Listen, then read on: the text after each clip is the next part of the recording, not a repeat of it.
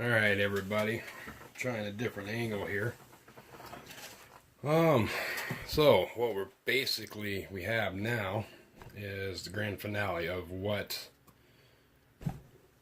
all this work and masking and everything else is resulting of.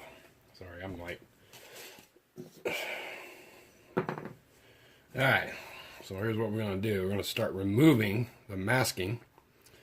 And after that, we'll do a little bit of dry brushing and a little bit of weathering.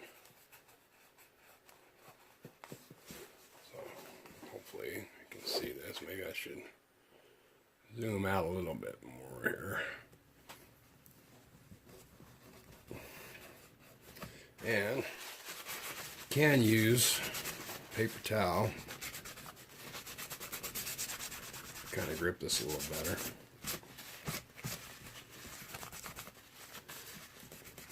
Latex gloves usually work really good. I do believe I'm out right now. I don't have any.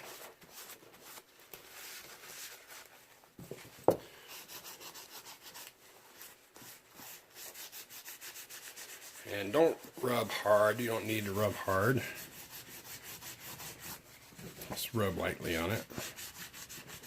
This thing, you don't want to actually scar up the paint job you did.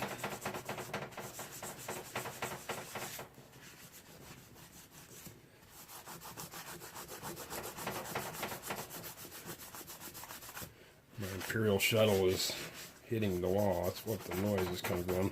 Or the wings are touching and there.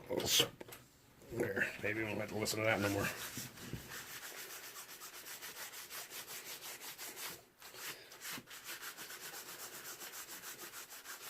As you can see, you've got the silver damage, but you just faintly around the edges, you've got the green.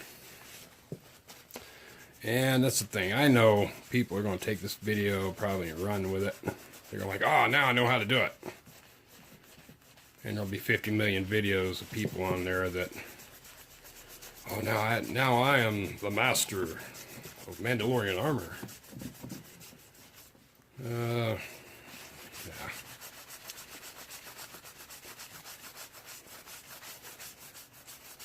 See, and then you'll get the little tiny pieces that'll... little specks that you put on there. A lot of times when you're rubbing like this, you'll get the little tiny pieces of latex. It'll grab a hold of the other little tiny pieces of latex. No, I just, I was watching these videos yesterday and I was like, man, God, these people are like, they're really steering people in the wrong direction.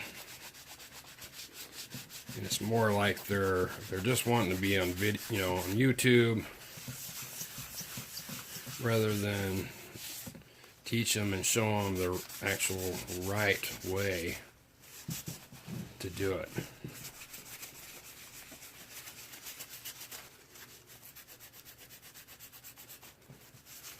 This has been drying for a couple hours now. You'll still see where you'll get some smears from the paint.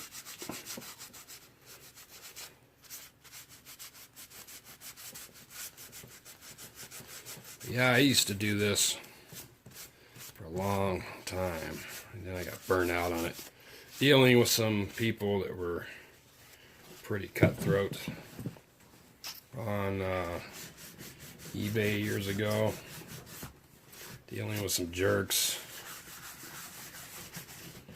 and I just decided to get out of it. That's the thing. Even back in the 2000s, you had a lot of people that thought they were experts, and hell, I even had Disney Universal Studios get a hold of me and early 2000s, like around 2003. And it's between me and a couple other makers, and they actually wound up doing it. But they were trying to get somebody to build that costumes for one of their attractions at Universal Studios. Well, I was one of the people who was talked to about doing that, and they eventually chose another maker, which is fine, because at the time there was probably only about 3 people in the entire United States. Actually, I probably got a little even carried away with this piece, that were making Mandalorian armor. And so I kind of look at that as an honor to even be considered for something like that. Back in the early 2000s. And anyway, it was a cool thing. That didn't really go anywhere, but it's all right. I had my chance, had my opportunity. I made a lot of cool stuff, made a lot of people happy, and there's a few people that got pissed off and can't make happy, regardless what you do, which is like anything in the world. You can make some people happy, some people you cannot make happy to save their life. Let's see, here's a few little specks.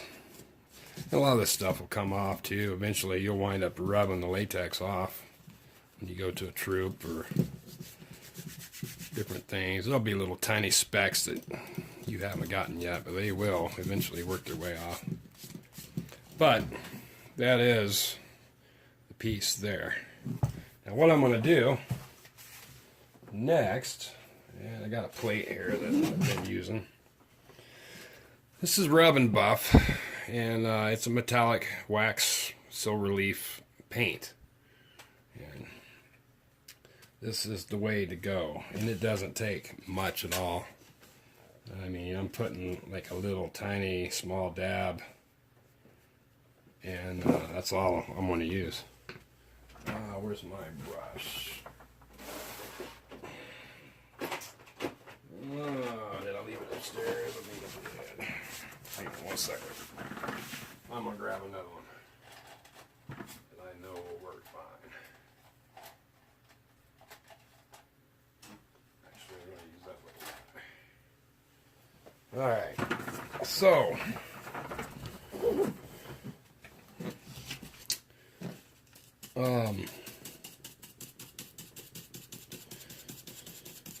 dry brushing is how you can get a lot, and I do this a lot with a lot of my blasters and stuff like that. I think I got rubbed it down too much there. But just for some wear marks, and that's the thing, the whole entire thing doesn't need to be rubbed down. Some areas that would have got wear, I hope you can see that, rub down. Any little small areas that might need, see, I got a little bit too much going there. Use a napkin here. I dab it out a little and create rub marks. Just like that. But this is how you end up with your wear. You've got the damage, now you need wear marks. That's the thing. I don't want to get too much more. I've actually got quite a bit of damage on this, more than I probably would normally want on here. But I think we're fixing to call it quits as far as with wear and damage. And that actually looks pretty damn good, I think, compared to some I've seen.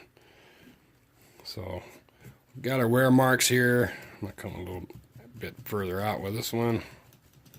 Just like that.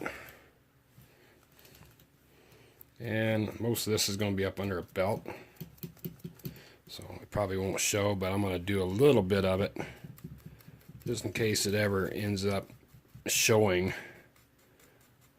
from up underneath the belt. The belt slides up too far or whatever. It's a thing. You gotta keep in mind the little details. See, that's that piece there. So now we've done that. I'll wipe the paint out of my brush here. This stuff, the rub and buff, is actually really good about not messing your brushes up. You can use it several times with the same brush and not ruin them, just like I did with this, with the latex. The latex gets in there, you might as well throw it away. It's trash. I use it for flicking. That's about it. So now, let me see how everything's looking here. Now, it's time to do a little bit of the weathering, the dirt and the filth. And it doesn't take much. And I'm just using acrylic paints from Walmart.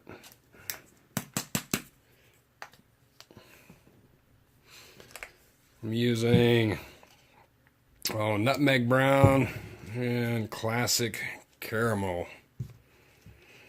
Now, I am going to use the handle. Here, I'm going to drink a cup of coffee.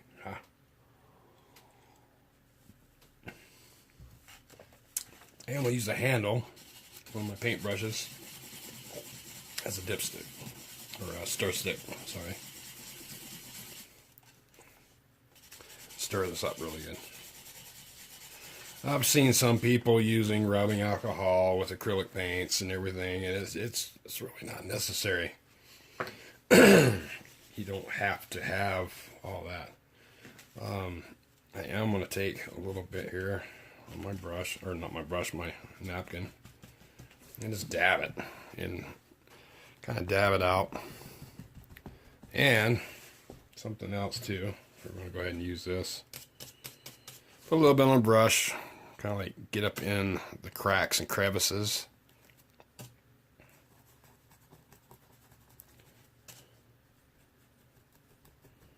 Like this. You just take your rag.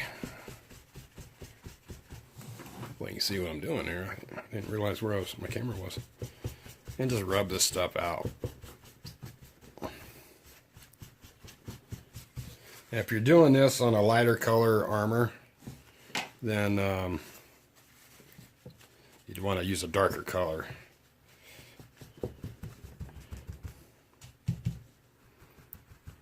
And like the Silver Django armor, they used a dark, like black, gray around the edges. And it made it look like it was really old and dirty and battle proven. And just blot. You don't even have to wipe. Just blot it. It doesn't have to be much either. If you mess up, then take your brush and or your napkin and get some water on it. Get it wet. Wipe it off. Start over again if you're not happy with it. It's the thing. You've got the option to do what you want here. If it's not making you happy, then stop what you're doing. See, I'm going a little heavy here. It's okay. I'm going to come through here and I'm going to blot some of it out. A lot of it out, actually. And this armor, I've actually made it to where it's pretty dirty. Like tattooing in the desert, dirty.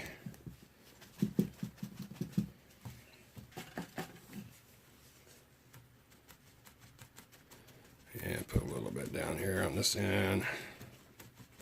Just gonna smear it in, and I'm gonna go back in here and again with the brush right around the edge.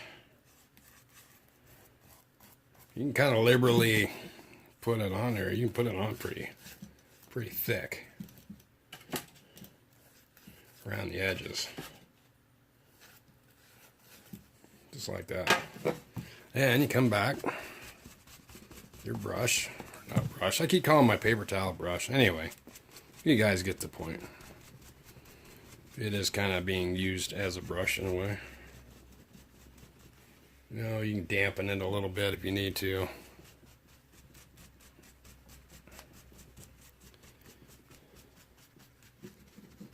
And just blot it all around.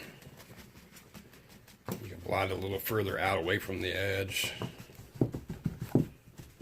Just like that. And I'm going to take this color actually and kind of run it along the edge of my belt. Like I said, in case the belt ever shows underneath my ammo belt. And you're kind of making it look like worn leather. Like it's black leather that's had the, or brown leather that's had the black dye worn off of it. So there, basically there's the codpiece. And there is the leg piece for that one. And the leg for that one, so you can kind of see how they match up. See, I've got what I feel like is probably a little more on the cod, or as far as dirt on the cod than I'd like. So I'm just going to take this and clean off some of it before it totally dries. I want it dirty, but I don't want it more dirty than my thigh pieces. So like I say, you can just take this while it's still kind of damp and wet. Brush off a lot of it. And there's the finished pieces. So that's how easy and quick it is. I mean, it doesn't have to be a hard thing. A lot of people I know are probably kind of get a little discouraged when building stuff like this. And I've been a model builder, God, ever since I was a kid. Building military models, building car models. So if you have any experience doing that kind of stuff, then building this, it shouldn't be any problem whatsoever. If you have any kind of modeling skills whatsoever, you're going to be golden. So there is the finished piece with the thighs, and which would look probably more like that. But there it is, and it's quick and simple, easy to do.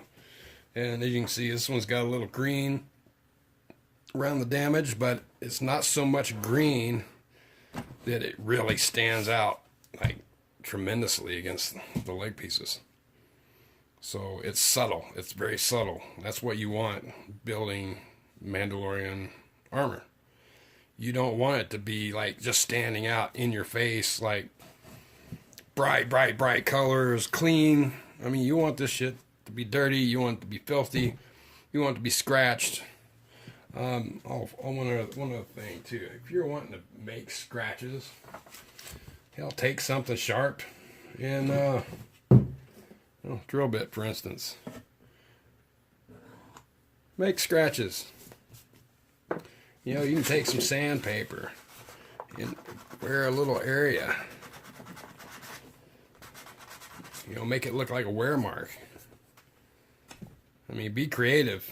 You know, make it look like it's been in battle. These are Mandalorians. These are badass guys, man. These aren't somebody who just sits around and drinking coffee or tea all day, and no, they get out there and they get shit done. You know, they're gonna have scars and rub marks and dings and blaster marks, and they're gonna have all kind of stuff on them. So, don't make it pretty and shiny. It's supposed to be on a warrior.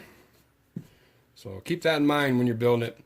You know, everything in Star Wars is dirty, filthy. You know, even the stormtroopers, the white, pristine stormtroopers, if you look at the armor, they have black rub marks. I'm talking about like Imperial Death Star stormtroopers. They still have black rub marks on their armor. They're not super clean. You know, so keep that in mind. Everything up there is used. So keep that in mind, and you guys build away, and I will keep doing some videos. You know, after seeing some of the quality of some of the stuff that on some of these other videos people are putting out, I'm going to start making more armor videos. That way, you know, if it helps people out and get some awesome looking costumes built, then that's what I want. I want to see awesome looking Mandalorians. So thanks for watching, and be sure to check back on my Facebook page, Cargo Hold Collectibles and Prop Shop. I will eventually get my my Star Wars, vintage Star Wars sales and auctions going back up again. So once we get more people going, then we'll get things like that a little more active. But in the meantime, I will work on some costuming items and costuming tips and tutorials. So we will keep videos coming in regardless whether they're auctions or they're costuming tutorials. So thanks for watching, and build away.